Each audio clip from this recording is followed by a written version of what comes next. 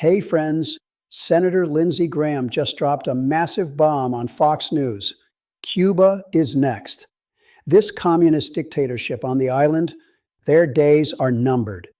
And this isn't just random talk.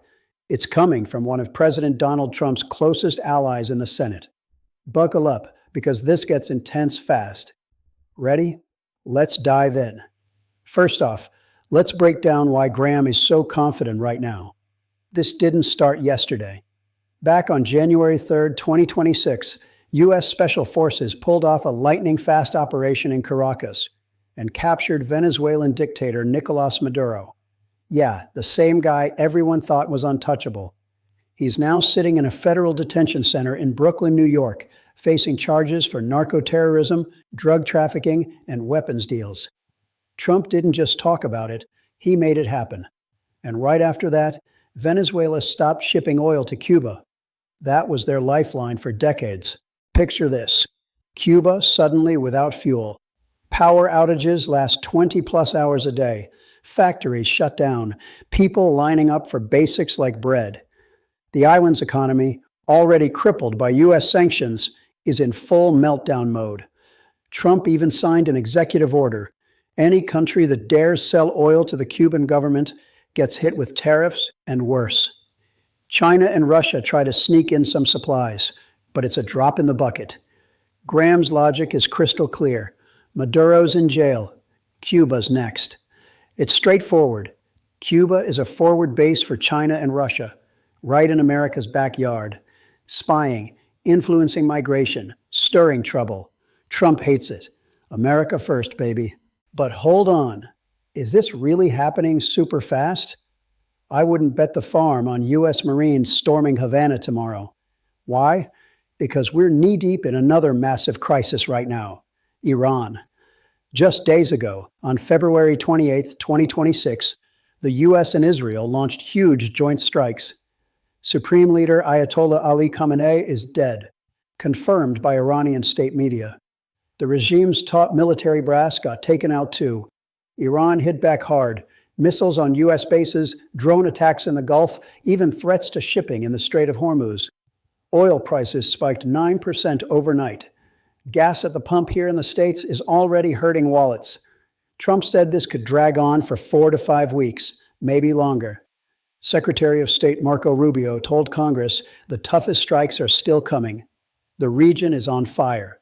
Hezbollah launching rockets at Israel, proxies stirring up trouble, embassies closing in the Gulf. So, with all that chaos sucking up resources, does Trump have bandwidth for Cuba?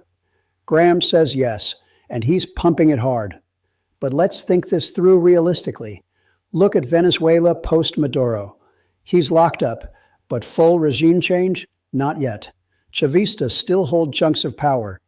Trump hasn't gone all in backing the opposition the way some wanted. Why? Because loyalty matters more to him than perfect democracy. Maria Corina Machado won the Nobel Peace Prize. Awesome. But Trump didn't rush to her side. Jealous she got it instead of him? Maybe a little. But the real play is get the new Venezuelan leaders to play ball with Washington. Oil flows under U.S. control. Deal done. Same vibe in Iran. Rubio and Defense Secretary Pete Hegseth are clear. We're not pushing for democracy there. We want a regime that stops building nukes, quits threatening Israel, and cuts off terror funding. The rest, internal matter. Trump backs right-wing forces abroad if they're loyal to America, even if they're not shining examples of freedom.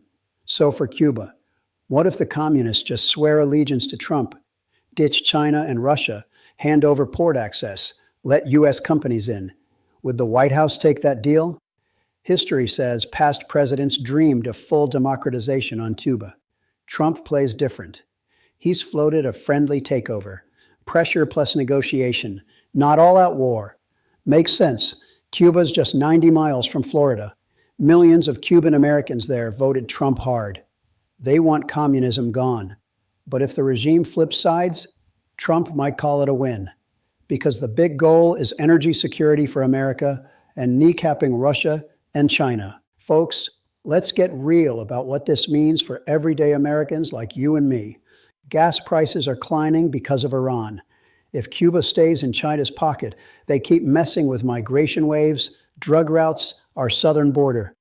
But if Trump flips it, stability, new markets for U.S. business, maybe fewer migrants at the border. Risk? Authoritarian regimes don't just have guns. They have millions of supporters among the poor and disillusioned. They won't riot to defend the dictator, but they won't cheer a revolution either. So toppling isn't enough. You need a plan people buy into. Compare it to Putin's Chechnya. He didn't build democracy. He bought loyalty with cash and force. Trump does it American style. Tariffs, oil deals, pressure. This isn't the old U.S. foreign policy of the last century, screaming about human rights, elections, freedom. Now it's be loyal to America and we'll overlook the rest. Harsh?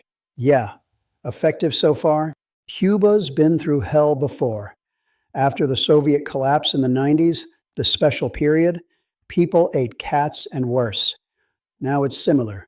No oil, blackouts, tourism dead. Cubans are exhausted. If Trump offers a deal, private business, some sanctions relief, humanitarian aid for loyalty, parts of Havana might bite. Not the Politburo, of course.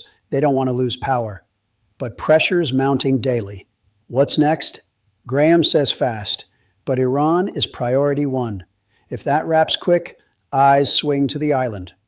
Trump already controls Venezuelan oil. Next, Cuban ports, minerals, influence. China and Russia, mostly talk and statements so far. They're not dying on that hill. It's not Taiwan. I want your take right now in the comments. Do you back a friendly takeover of Cuba? Or should Trump go full regime change and push real democracy? Are you okay paying a bit more at the pump to weaken communism in our hemisphere? Drop your thoughts. Your comments keep this channel alive.